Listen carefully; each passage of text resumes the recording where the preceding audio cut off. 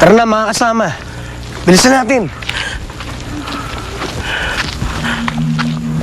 Anak, Nang, kamusta na kayang itang mo? Masyado malaki ang pwersa nila, Romera. Hindi nila ito kakayanin. O si Wendong ang mahal ko. Tsaka paano kung... Inang! Malalagpasan ito nila Itang. Hindi sila pababayaan ni Elvin at ni Dwarfina. Pero wala sila, Dorfina, nung umalis tayo. Inang, kailangan na natin ipagpatuloy ang ating paglalakbay. Doon na natin sila hintayin sa bundok ng Kamurayaw. Panigurado ko, mas kakailanganin nila ang tulong natin doon sa oras na matapos ang kanilang pakikipaglaban.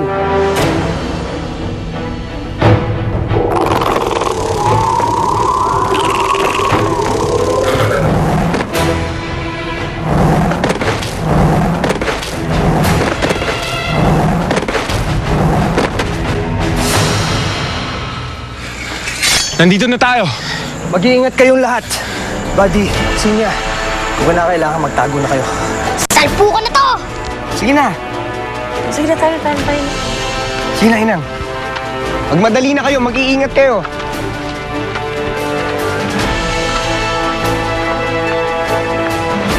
Parfina, galingan ninyo. Huwag kayo magpapatalo sa pwersa nila Romera. Walang mamamatay sa atin, ha? Hindi kakaintindihan ba tayo? Tatalunin natin ang puwersa ni Romera.